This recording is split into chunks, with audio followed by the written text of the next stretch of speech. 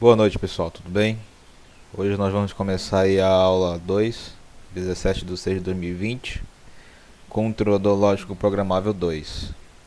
Bom, conforme eu falei ontem, né, hoje eu vou passar menos assunto para poder os outros que não conseguiram entrar ainda no aplicativo sala de aula, né, possam conseguir acompanhar, beleza? Quem não conseguiu, eu vou enviar no grupo daqui a pouco o código, né, da turma para poder vocês entrarem logo direto, porque às vezes dá problema mesmo. Quando a gente envia convite, talvez ele vá para lixeiro, talvez ele vá para spam. E enfim, acontece várias outras coisas aí. E é, eu, eu, eu comecei logo essa disciplina porque senão a gente ia perder muito tempo. Bom, eu vou passar para vocês as notas daqui a pouco. Eu espero que eu consiga logo. E aí a gente consegue fechar aí a disciplina passada. Bom, diante disso, eu já adianto que não teve, né, nenhum colega reprovado, né. Só algumas observações, né, porque teve alguns que não responderam o teste e não tinha nem como avaliar, então ficaram sem nota. Daí eu vou já enviar para vocês e qualquer coisa a gente vai conversando aí no privado. Bom, continuando, a agenda do dia vai ser a revisão, né, de ontem. Veremos aí rapidamente o que foi passado na primeira aula. Veremos aí hoje rede de computadores ainda, né? Veremos software de rede, hierarquia de protocolos e primitivas de serviço. E depois disso, né, a gente vai entrar aí no protocolo OSI, que é um dos pontos principais aí que teremos que ver. Só mesmo para embasá-los. Para começar, né, a revisão. E nós vimos ontem, pessoal, a metodologia de que eu vou aplicar em vocês. Vai ser basicamente o que eu falei, né? Vai ser testes, e esses testes são muito importantes para poder avaliar vocês e os trabalhos. Quanto ao trabalho, eu ainda vou verificar, mas provavelmente vai ser bastante teoria.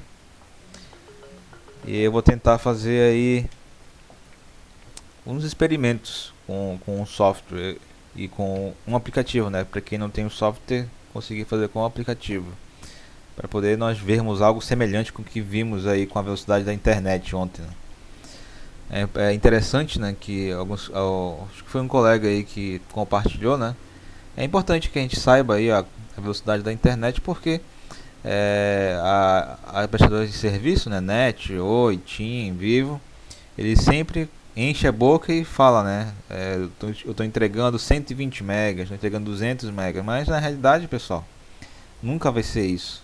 Infelizmente, tem a perda no sinal, né, a, com os cabos, né, enfim, com outras coisas também. E dependendo, né, da utilização, que é o que vem acontecendo esses últimos dias, né, na verdade esses últimos meses, porque a maioria das universidades estão adotando modalidade EAD, e quando chega a certos horários, né, a gente simplesmente fica sem internet. E isso porque as universidades públicas não estão dentro ainda. Então, imagine quando, caso elas entrem também nessa. Que provavelmente vai acontecer isso em agosto, pessoal. Não sei se vocês estão acompanhando as notícias aí, mas eles planejam voltar em agosto na modalidade EAD também. E aí vai ser um caos, né? O pessoal de ensino médio, de escolas públicas também estão adotando algumas coisas semelhantes ao que nós estamos fazendo. E a internet durante o dia é bem ruim também. Então é bom vocês também cobrarem, né? Caso vocês verifiquem que a internet está muito lenta, é bom dar uma olhada, porque às vezes eles dizem que é falta de atualização de software, que o equipamento pode estar ruim também, enfim, várias outras coisas. Eu sempre estou perturbando esse pessoal aí para poder a gente ter o que de fato deve ter, né? No meu caso, 120 megas, às vezes alcança 100 megas. Às vezes eu faço o teste e consegue alcançar aí valores bem altos. Enfim, só mesmo um comentário, né? Nós vimos aí a ementa ontem, né? E iniciamos aí com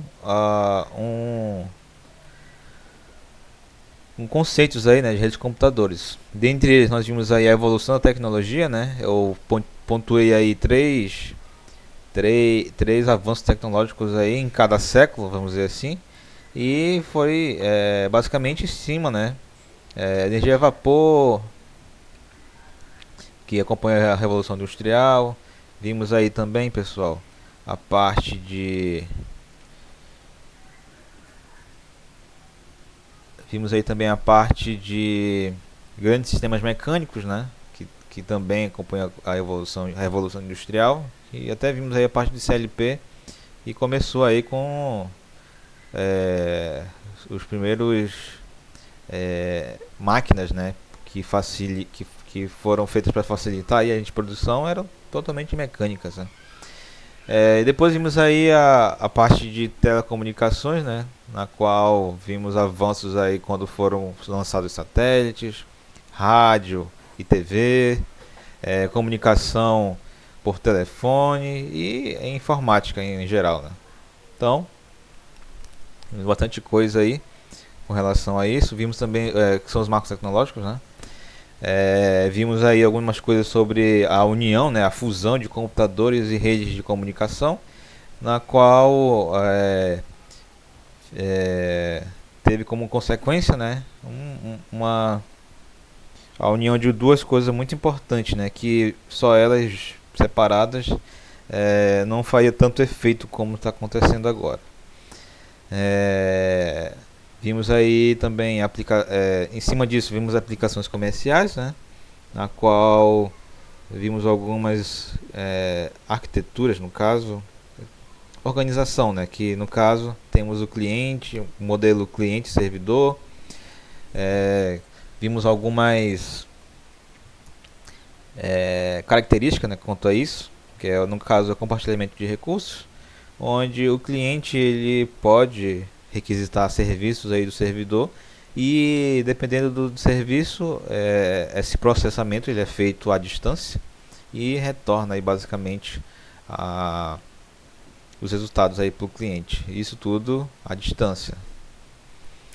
Vimos aí também a dinâmica, né, que acontece, né? Uma das principais funções, objetivos aí dessas aplicações comerciais eram basicamente comunicação, né? Meio de comunicação, pode ser por e-mail, videoconferência, comércio entre empresas, né? Comércio eletrônico, entre outros.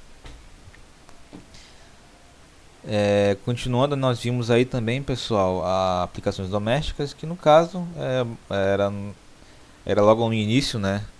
Só havia o computador, não estava ligado em lugar nenhum. Vimos aí que os computadores que a gente usávamos antes da internet era basicamente para jogos e criação de texto, né, no Word ou planilhas, enfim. E depois, né, do advento aí da internet, que se eu não me engano aqui no Brasil foi em cerca de 98 a 2000, não recordo o ano, mas a partir desse momento a gente tinha acesso a muitas coisas aí, e a gente já podia fazer pesquisas aí no Google relacionados a isso. Vimos ainda nas aplicações domésticas, né, que quando estava todo mundo conectado, a gente podia fazer aí compartilhamento de várias mídias, né, e a gente viu até um exemplo aí de compartilhamentos ilegais, né, que no caso dos usuários, nós estávamos compartilhando músicas aí com outro, e isso gerou alguns problemas, e posteriormente aconteceu aí algumas leis, né, que impedem isso, e consequentemente teve aí também outras coisas, né, vídeos, filmes, enfim, várias outras coisas aí que até hoje está sendo mais combatido, né. Vocês veem aí que a maioria desses sites aí que a gente tem acesso a filmes, eles estão caindo, né, no caso do The Pirate Bay era um site que a gente baixava filme direto e não está mais podendo, né? Mas aí tem a Netflix, tem a Amazon Prime, tem esses recursos agora, né? Só que são pagos, né? Mas pelo menos temos acesso. Vimos aí, pessoal, ainda a parte de hardware de rede, né? Que é basicamente como é arrumado, né? A, como é arrumado mais ou menos os locais de acesso, né? Como é organizado as ligações. E no caso vimos aí 5 exemplos, né? O primeiro foi o Personal Area Network, que é o PAN. No caso, o exemplo que eu dei para vocês ontem foi de smartphone conectado com um fone sem fio ou com um relógio, né, inteligente. Que no caso a distância desses dispositivos tem que ser pelo menos de 1 metro quadrado, mais ou menos, né? Ou seja, tem que estar tudo perto. A segunda foi a Local Area Network, que é a LAN, que é o que nós mais temos, né, por aqui. Pode ter na FUCAP, pode ter na casa de vocês, né, que são basicamente cabos ou então cobertos por rede Wi-Fi, né, a curta distância. Depois vimos aí a terceira, a Metropolitan Area Network, que é uma área de rede metropolitana, que isso já inclui uma cidade no caso. A quarta foi a Wide Area Network, que é uma grande área com rede, que isso já engloba aí continentes e países. E por último a internet, que é global, está todo mundo conectado. Então vimos aí basicamente isso. E hoje nós veremos aí o software de rede. E no caso vai ser a continuação, beleza? Bom, a gente vai ver aqui o software de rede e a gente já começa aqui no projeto das primeiras redes de computadores. O hardware foi a principal preocupação e o software ficou em segundo plano. Essa estratégia foi deixada para trás e atualmente o software de rede é altamente estruturado. Bom, anteriormente, né, um dos maiores problemas era a parte de infraestrutura, né, como foi mencionado aqui.